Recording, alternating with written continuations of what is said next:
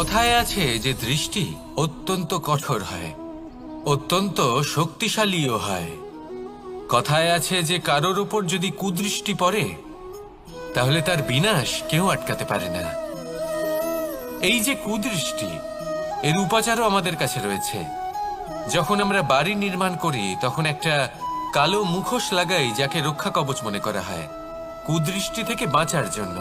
যখনই কোনো বাচ্চা বাইরে যায় তখন তার মাথায় আমরা একটা কাজলের টিপ পরিয়ে দিই, কুদৃষ্টি থেকে বাঁচার জন্য। অর্থাৎ এই সংসারে কুদৃষ্টি থেকে বাঁচার উপাচার রয়েছে। উপাচার যদি কিছু না থেকে থাকে তাহলে তা হলো দৃষ্টিভঙ্গির। যদি আপনার দৃষ্টিভঙ্গি অনুচিত হয় তাহলে আপনার পতন কেউ আটকাতে পারবে না। না পারবে কালো মুখোশ, না কালো টিপ, না স্বয়ং ঈশ্বর। সেই জন্য নিজের দৃষ্টিভঙ্গি শুভ করে তুলুন, সব কিছু শুভই হবে। আসুন আমার সাথে ভালোবেসে বলুন, রাধা রাধা। আমাদের জীবনে অত্যন্ত গুরুত্বপূর্ণ একটা আশা বসবাস করে, বিশ্বাসের রূপে। বিশ্বাস যা আমরা ঈশ্বরের ওপর করি, ভাগ্য, প্রারব্ধের ওপর করি, নিয়তির ওপর করি। যখনই ভালো কিছু হয় আমরা বলি এ হলো ঈশ্বরের দয়া। যখন খারাপ কিছু হয় আমরা বলি এ হলো ঈশ্বরের মায়া। কখনো ঈশ্বর বা ভাগ্য বা প্রারব্ধ বা নিয়তি। আপনি নিজে কোথায় তা কখনো ভেবেছেন? আপনি বিশ্বাস করছেন ঈশ্বরের উপর, প্রারব্ধের উপর, কখনো নিজের উপর করেছেন? আমি আপনাকে একটা সহজ কথা বলি, যদি আপনি ঈশ্বরের উপর বিশ্বাস রাখেন, শুধুই ঈশ্বরের উপর বিশ্বাস, তাহলে আপনি সেটাই পাবেন যেটা আপনার ভাগ্যে লেখা রয়েছে। কিন্তু যদি আপনি নিজের উপর বিশ্বাস রাখেন, আত্মবিশ্বাস রাখতে শেখেন, তাহলে ঈশ্বর আর নিয়তি দুজনে মিলে আপনার ভাগ্যে সেটাই লিখবে যা আপনি চাইছেন। তাই মনে রাখবেন, সাফল্যের পথ হলো এই বিশ্বাস। নিজের আত্মবিশ্বাসকে ধরে রাখতে শিখুন, দেখবেন আত্মা প্রসন্নতায় ভরে উঠবে। তাহলে আসুন এই প্রসন্ন ভাব নিয়েই বলুন, রাধা রাধা। সময় একটু একটু করে কেটে যায়, একটু একটু করে নিকটে আসে। খুব অদ্ভুত ব্যাপার। এই সময় প্রতিকূল হলেও একটু একটু করে কেটে যায়। এই সময় যদি ভালো হয় তাহলে একটু একটু করে নিকটে আসে। অনুচিত তখনই হয় যখন আমরা নিজেদের অসফলতার জন্য সময়কে দোষ দিই। কিন্তু আসলে তেমনটা হয় না। আপনার পরিশ্রম আর প্রয়াস দ্বারাই আপনি সাফল্য লাভ করবেন, সময়ের দ্বারা নয়। যদি এই সাফল্য একটা সুন্দর ভবন হয় তাহলে সময় হলো তার দেওয়ালের রং, যা সময়ের সাথে বদলাবে, সময়ের সাথে ফিকেও হয়ে যাবে। কিন্তু সাফল্যের এই ভবন আপনাকেই নির্মাণ করতে হবে, আপনার পরিশ্রমের ইট দ্বারা এবং প্রয়াসের চুনসুরকি দ্বারা। তাই পরিশ্রম আর প্রয়াস করতে থাকুন, সাফল্য আপনি অবশ্যই পাবেন। সময় যদি আজ ভালো না হয় তাহলে কাল অবশ্যই হবে। প্রয়াস করতে থাকুন আর আমার সাথে ভালোবেসে বলুন, রাধা রাধা। ভয়। জীবনে আমরা কোন কোন বিষয়ে ভয় পাই? কোনো মানুষকে হারানোর ভয়, কোনো মানুষ, কোনো সম্পর্ককে হারানোর ভয়, অর্থহানির ভয়, সময়হানির ভয়। এবার বিষয়টা হলো, এই ভয় কখনো আমাদের কোনো লাভ করে না। এটা সবসময় আমাদের পিছনে ঠেলে আর নিচু স্তরে নামিয়ে দেয়, কখনোই আমাদের উত্থানের কারণ হয় না। তাই জীবনে যদি কোনো ভয়ের কারণ থাকতেই হয় তা শুধুই এটা, যে মানুষের কথা ভাবতে ভাবতে সম্পর্কগুলিকে হারানোর ভয়, মানুষকে হারানোর ভয়, সবার মন রাখতে রাখতে আপনি যেন নিজেকে, নিজের ভাবনা চিন্তাকে না হারিয়ে ফেলেন। যদি এরকম হয়, যদি সকলের মন রাখতে রাখতে আপনি নিজেই নিজেকে হারিয়ে ফেলেন, নিজের ভাবনা, নিজের লক্ষ্য, নিজের মন্তব্যকে হারিয়ে ফেলেন, তাহলে সংসারে যতই যাই হয়ে যাক না কেন প্রসন্নতা লাভ করবেন না। তাই রক্ষা তাকেই করুন যে আপনাকে রক্ষা করে, আপনার মানসিকতা, আপনার ব্যক্তিত্ব, আপনার লক্ষ্যকে রক্ষা করে। আর যদি কোনো বিষয় ভীত হতে হয়, তবে আপনি যেন নিজের উদ্দেশ্যের থেকে দূরে না চলে যান। তাহলে আসুন আর আমার সাথে ভালোবেসে বলুন, রাধা রাধা। জীবনে এমন কি আছে যা আপনাকে অজান্তে শিখরে পৌঁছে দিতে পারে বা আপনার পতনও ঘটাতে পারে? সঙ্গতি। যদি আপনি কোনো শ্রেষ্ঠ ব্যক্তির সঙ্গ লাভ করেন, তাহলে তার শুভ চিন্তা, তার গুণ, তার স্বভাব আপনার মধ্যে চলে আসবে। আপনি আরো শ্রেষ্ঠ হয়ে উঠবেন। আবার সেখানেই যদি আপনি কোনো দুষ্ট ব্যক্তির সঙ্গতি লাভ করেন, কোনো খারাপ মানুষের সঙ্গতি লাভ করেন, তাহলে আপনার শুভ চিন্তা, আপনার গুণ, তা যে কখন আপনার থেকে কেড়ে নেওয়া হবে সেটা আপনি জানতেও পারবেন না। দেখুন, এই সঙ্গতি হলো অত্যন্ত গুরুত্বপূর্ণ। এই সঙ্গতি আপনার নিয়তি নির্ধারণ করে। আপনাকে উদাহরণ দিলে, বৃষ্টির ফোঁটাকে দেখুন। যদি কোনো ফোঁটা গাছের পাতায় এসে পড়ে, তাহলে তা জীবন দান করতে পারে। যদি এমন কোনো ফোঁটা সাপের মুখে এসে পড়ে, তাহলে তা বিষে পরিণত হয়। যেমন সঙ্গ, তেমন নিয়তি। এবার দুর্ভাগ্যের বিষয় হলো এটাই যে বর্ষার ফোঁটা নির্ধারণ করতে পারে না সে কোথায় পড়তে চায়। তার নির্বাচনের ক্ষমতা নেই। কিন্তু আপনার কাছে তো বিবেক আছে, আপনি ভাবতে পারেন, চিন্তা করতে পারেন। তাহলে আপনি ভাবুন, আপনি কি এমন সঙ্গ চান যা শ্রেষ্ঠ, নাকি এমন সঙ্গ চান যা অশুভ? নির্বাচন আপনারই। শ্রেষ্ঠ সঙ্গ বাছুন আর আমার সাথে ভালোবেসে বলুন, রাধা রাধা।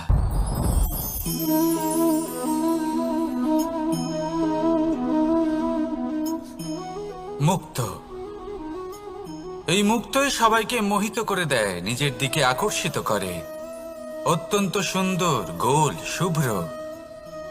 মুক্ত দ্বারা নির্মিত আভূষণ, তা হয়তো সে মুকুটই হোক বা কোনো স্ত্রীর অলংকার, তাকে আরো সুন্দর করে তোলে, তাকে আরো সুন্দর দেখতে লাগে। এবার এই মুক্তকে এত সুন্দর দেখার জন্য কত কষ্ট সহ্য করতে হয় তা কি কখনো আপনি ভেবেছেন? এই মুক্ত ঝিনুক থেকে বের করা হয়। ঝিনুক, যা কিনা সমুদ্রের তলদেশে থাকে। ওকে কত কষ্ট সহ্য করতে হয়, জলের চাপ সহ্য করতে হয়, সমুদ্রের স্রোত সহ্য করতে হয়। এই ঝিনুককে এত কষ্ট সহ্য করতে হয়, এই মুক্তকে এত কষ্ট সহ্য করতে হয়, তারপরে এর রূপ এত সুন্দর হয়। যদি আপনিও আপনার পরিশ্রমের সৌন্দর্য, নিজের পরাক্রমের সৌন্দর্য এই সংসারে প্রকাশিত করতে চান, তাহলে আপনাকেও কষ্ট সহ্য করতেই হবে। তাই জীবনে যখনই সংকট আসবে, বিপদ আসবে, সমস্যা আসবে, তখন একে সুযোগ হিসেবে গ্রহণ করুন। কারণ এই বিপদের সাথেই লড়াই করে আপনি মুক্তর মতোই পরিশুদ্ধ হয়ে উঠবেন। তাহলে আসুন আর আমার সাথে ভালোবেসে বলুন, রাধা রাধা। আপনি কি জানেন আপনার জীবনে আপনার আসল জীবনসাথী কে হন? মাতা পিতা, ভাই বোন, স্বামী স্ত্রী? না, আপনার আসল জীবনসাথী হলো আপনার শরীর। সেই শরীর যার দিকে আপনি কখনো নজরই দেন না, ঠিক কি না? এবার যে মানুষ এই রহস্য বুঝতে পারেন, তার জীবন এমনি শুভ হয়ে যায়। আপনি নিজেই দেখুন না, সে সংসারের মঙ্গলই করা হোক বা সত্যের রক্ষা করা হোক, তা সে শত্রুর সাথে যুদ্ধ করা হোক বা মিত্রকে রক্ষা করা হোক, এই শরীরই তো কাজে আসে। তপস্যাতে, বলিদানে, পরিশ্রমে এই শরীরই হলো আধার, ঠিক কিনা? তাই আমাদের কর্তব্য হলো যে আমরা যেন নিজের শরীরের যত্ন নিই। আমরা কি খাই, আমাদের কি খাওয়া উচিত, এটা যেন বুঝি। কোনটা সুপাচ্য আর কোনটা নয়, এটা যেন বুঝি। কারণ যেমন হবে অন্ন, মনও তেমনই হবে। যত ভালো অন্ন, তত ভালো মন। আর সুস্থ শরীর হলো সুস্থ মনের আধার, এ কথা অবশ্যই মনে রাখবেন। আর যদি মন সুস্থ থাকে, তাহলে সকল শুভ উদ্দেশ্য পূর্ণ হবে। তাহলে আসুন আর আমার সাথে ভালোবেসে বলুন, রাধা রাধা। কথায় আছে যে জীবনের আধার হলো সম্পর্ক, প্রসন্নতারও এবং ঈশ্বরের সাথে দেখা পাওয়ারও। এবার এই সম্পর্কের আধার আসলে কি? সেবা? না। বোঝাপড়া? না। অপেক্ষা? না। এই সম্পর্কের আধার হলো বিশ্বাস। যদি বিশ্বাস ভেঙে যায় তাহলে জেনে রাখবেন যে সম্পর্করূপী এই ভবন এর ভিতই ভেঙে গেল। আর যদি ভিত ভেঙে যায় তাহলে সেখানে অন্য কোনো ভবন নির্মাণ সম্ভব নয়, সম্ভবই নয়। এই সমস্ত সম্পর্কের বিশ্ব বিশ্বাসে বসবাস করে। এই বিশ্বাস হলো অত্যন্ত গুরুত্বপূর্ণ। এই বিশ্বাসের জোরেই আমি আর রাধা কোনো সাংসারিক বন্ধনে আবদ্ধ না হয়েও এক অত্যন্ত দৈব অলৌকিক বন্ধনে আবদ্ধ। এই হলো বিশ্বাস যার দ্বারা 11 অক্ষৌহিনী সেনার সামনে অর্জুন দাঁড়িয়েছিল এবং জয়ী হয়েছিল। এই বিশ্বাস হলো অত্যন্ত গুরুত্বপূর্ণ, তাই বিশ্বাস করতে শিখুন, বিশ্বাস দিতে শিখুন, বিশ্বাস পালন করতে শিখুন, আর আমার সাথে ভালোবেসে বলুন, রাধা রাধা। এই সংসার অত্যন্ত বিচিত্র এক স্থান। এ সত্য খুঁজতে থাকে, আর সত্য খুঁজে পেলেই তা প্রমাণ করতে চায়। সে চায় তার প্রমাণ পেতে, সাক্ষী পেতে চায়। সেক্ষেত্রে আমাকে বলুন যে সত্য কি করতে পারে? সেই ব্যক্তি যে সত্যকে ধরে আছে সে কি করবে? কিছুই নয়, কিছু করার প্রয়োজনই নেই, শুধু তাতে টিকে থাকতে হবে। সেই হিমালয়ের মতো যা আজ পর্যন্ত টিকে রয়েছে। যদি আপনি সত্যবাদী হন তাহলে আপনার কিচ্ছু প্রমাণ করার কোনো প্রয়োজন নেই। যদি প্রয়োজন থাকে তাহলে সত্যের সাথে টিকে থাকার। এই সময় নিজে সাক্ষী হবে, নিজে প্রমাণ দেবে। এই নিয়তি স্বয়ং প্রমাণিত করবে যে আপনি সত্যবাদী ছিলেন, আপনি সত্যের পথে ছিলেন। তাহলে আসুন আর আমার সাথে ভালোবেসে বলুন, রাধা রাধা। ঈশ্বর আমাদের হাত প্রদান করেছেন। হাত যা জড়ো করা হয় প্রণাম করার জন্য, ঊর্ধ্বগামী হয় প্রার্থনার জন্য। এই হাত যার দ্বারা আমরা খাবার খাই, ফসল উৎপাদন করি। কিন্তু এই হাতের দ্বারা সবথেকে শ্রেষ্ঠ কাজ কি হতে পারে? সেবা। আগে হ্যাঁ, সেই হাত যা সামনে এগিয়ে আসে সেবা করার জন্য, যে সেবা করে তাদের যারা দুঃখে থাকেন, নিরাশ হয়ে থাকেন, যারা সেবা করেন তাদের যারা কিনা দরিদ্র। সেই হাত হলো সব থেকে অধিক মহান। ঈশ্বরকে দীনবন্ধু বলা হয়ে থাকে, কারণ যারা দুঃখী হন, নিরাশ হন, দরিদ্র হন, ঈশ্বর তাদের সাহায্য করেন, তাদের সহায়ক হন, তাদের মধ্যে ঈশ্বর বাস করেন। তাই আপনারা যদি এটাই করেন, যারা দুঃখে আছেন, নিরাশ হয়ে আছেন, যাদের সাহায্যের প্রয়োজন রয়েছে, যদি আপনি তাদের সাহায্য করেন, তাহলে আপনি এমন এক চৈতন্য লাভ করবেন যে আপনি তৃপ্ত হয়ে উঠবেন।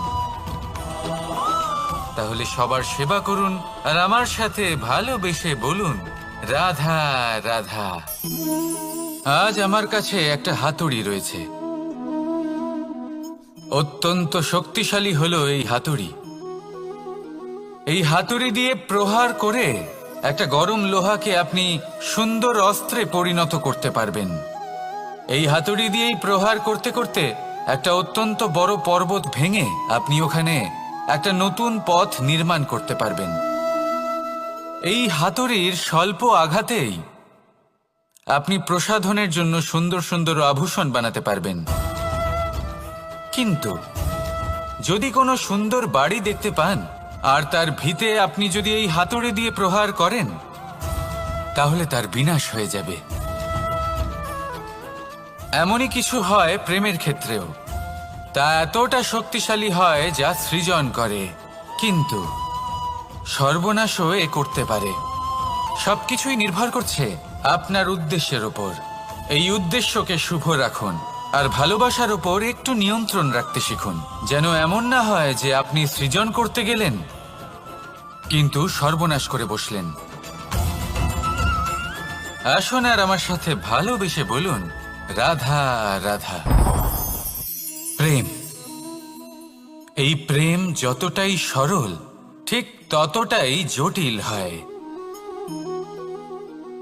এই প্রেমের দুই রূপ হয়, সবলতা আর দুর্বলতা। নির্বাচন হলো আপনার। এবার যদি একটা উদাহরণ দিয়ে আপনাকে বোঝাই, তাহলে মাতা পিতাকে দেখুন।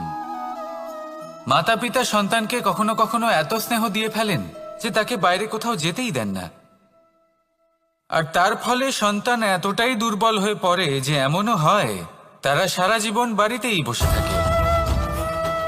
এবার যদি এই মাতা পিতাই এই ভালোবাসায় সাহস জুগিয়ে দেন, সেই সন্তানকে বলে দেন যে যাও, এই সংসারকে অনুভব করো, নিজের প্রারব্ধ নিজেই রচনা করো, এই সংসারে সব থেকে শ্রেষ্ঠ হয়ে দেখাও, সব থেকে উঁচুতে উঠে দেখাও, তাহলে সন্তান অবশ্যই এটা করে দেখাতে পারে। এবার আপনি নিজের প্রেমের দ্বারা আপনজনদের দুর্বল করবেন নাকি তাদের সবল করবেন, সিদ্ধান্ত আপনারই। আসুন আর আমার সাথে ভালোবেসে বলুন, রাধা রাধা। মানুষ বলেন প্রেমে অনেক শক্তি আছে, আর এটা সত্যিও বটে। প্রেমে এতটাই শক্তি থাকে যে শত্রুতার বড় বড় স্তম্ভকেও এত সহজে ফেলে দিতে পারে। কিন্তু আপনি দেখে থাকবেন, যারা অধিক শক্তিশালী হন তারা দুই ধার সম্পন্ন তরোয়ালের মতো হন। কারণ এই প্রেম যদি আচরণে থাকে, মনে থাকে, বিচার বুদ্ধিতে থাকে, তাহলে তা শুভ হয়। এই প্রেম সৃজন করে। কিন্তু প্রেম যদি ব্যবসার অঙ্গ হয়, যদি এই প্রেমের ব্যবহার নিজের স্বার্থ, নিজের অহংকারের জন্য করা হয়, তাহলে তা সংসারের বিনাশ ঘটাতে পারে। রাধা প্রেমের ব্যবহার করেছে শাম্বের কারণে, আর শাম্ব সেই প্রেমের ব্যবহার করেছে নিজের অহংকার, নিজের স্বার্থ সিদ্ধির জন্য। শেষ পর্যন্ত ক্ষতি শাম্বের হলো না, হলো প্রেমের। তাই মনের মধ্যে প্রেম ভাব অবশ্যই রাখুন, নিজের আচরণেও প্রেম ভাব বজায় রাখুন, কিন্তু সতর্কও থাকবেন আপনার এই প্রেম, একে নিয়ে কেউ ব্যবসা না করে ফেলেন। আসুন আর এই ভালোবাসার সাথেই বলুন, রাধা রাধা। সত্য, এই সত্য আসলে কি? কেউ বলবেন যা অসত্য নয় তাই হলো সত্য, কেউ বলবেন সেটা যার ভিত্তিতে আমরা বেঁচে আছি তাই হলো সত্য। কিন্তু সত্য আসলে কি? তার থেকেও বেশি গুরুত্বপূর্ণ হলো এটা বুঝতে পারা যে সত্যের ব্যবহার কিভাবে করা উচিত। যদি আপনার কাছে সত্য থাকে বা আপনি সত্য জেনে থাকেন আর আপনি তার ব্যবহার করেন, সদ্ব্যবহার করেন সংসারের জন্য, তাহলে আপনি এই সমস্ত সংসারের অনেক ঊর্ধ্বে চলে যাবেন। কিন্তু যদি আপনি সত্য জানেন আর তার দুর্ব্যবহার করেন, তাহলে আপনি সমস্ত সংসারের পক্ষে ক্ষতিকারক হয়ে উঠতে পারেন। তাই মনে রাখবেন, সত্য যতটাই কোমল, অর্ধ সত্য হলো ততটাই কঠোর। এই অর্ধ সত্য সমস্ত সংসারের বিনাশ ঘটাতে পারে। সেই জন্য জীবনে সত্যের বিষয়ে সম্পূর্ণ সত্য জানতে শিখুন, এ হলো অত্যন্ত গুরুত্বপূর্ণ। এই সত্য তার নিজস্ব দাবি হলো আপনি সাবধানে থাকুন। তাহলে আসুন আর আমার সাথে ভালোবেসে বলুন, রাধা রাধা। পঞ্চমহাভূত, জীবন রচনায় এর অবদান অনস্বীকার্য। এই পঞ্চমহাভূত আসলে কি? জল, বায়ু, অগ্নি, মাটি আর আকাশ।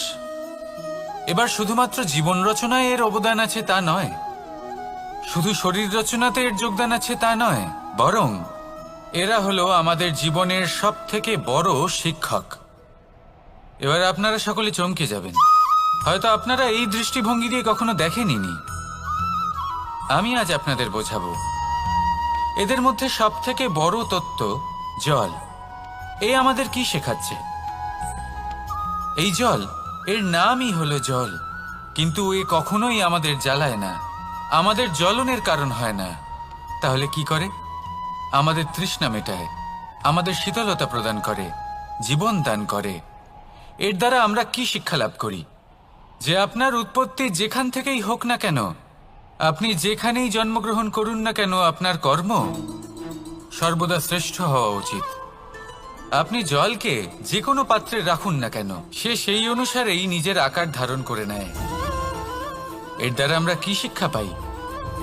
এই শিক্ষাই পাই যে যে কোনো পরিস্থিতিতেই নিজেদের মানিয়ে নিতে হবে, নিজেকে সেরকম করে নিতে হবে। যে দেশেই থাকি না কেন, যে স্থানেই থাকি না কেন, যে পরিস্থিতিতেই থাকি না কেন, যে ব্যক্তির সাথেই থাকি না কেন, আমাদের সুখময় হয়ে জীবন অতিবাহিত করা উচিত। দেখুন, আমাদের কত বড় একটা শিক্ষা দিল এই জল, যা আমরা কোনোদিন দেখতেই পাইনি। নিজেকে জলের মতোই করে তুলুন। সুখের ধারায় স্বাচ্ছন্দ্যে প্রবাহমান হতে থাকবেন আপনি। নিজের আকারকে ভেঙে ফেলুন, নিজের সীমা লঙ্ঘন করুন। আপনি অবশ্যই একদিন মহানুভবতা অনুভব করবেন।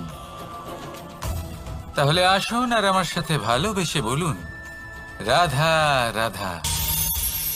জীবনের পঞ্চমহাভূতের দ্বিতীয় তত্ত্ব হল মাটি, ভূমি, ধরা, যে ধারণ করে, যা আমাদের সকলকে ধারণ করে, ভালো হোক বা মন্দ, নিজের কর্তব্য পালন করে।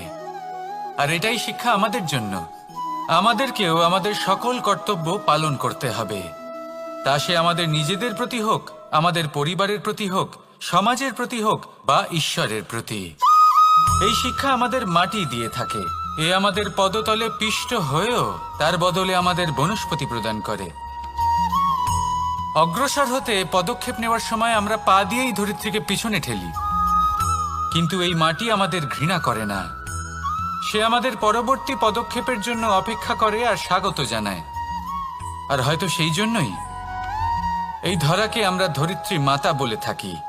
আর তাই এই পদবি, এই সম্মান, এই ভালোবাসা, এর আকার বা এর ভারের জন্য একে প্রদান করা হয় না, প্রদান করা হয় এর স্বভাবের কারণে। আপনিও যদি ধরিত্রীর মতো হতে পারেন, যদি আপনিও নিজের সকল কর্তব্য পালন করেন, বিশ্বাসের সাথে তা স্বীকার করে নিতে পারেন, যদি অন্য কারোর সাফল্যেও আপনি প্রসন্ন হতে শিখতে পারেন, যদি আপনি একটু কষ্ট সহ্য করে অন্য কাউকে প্রসন্নতা প্রদান বা অন্য কাউকে সেবা করতে পারেন, তাহলে আপনিও মাটির মতোই মহান হয়ে উঠতে পারবেন। তাহলে আসুন আর আমার সাথে ভালোবেসে বলুন, রাধা রাধা।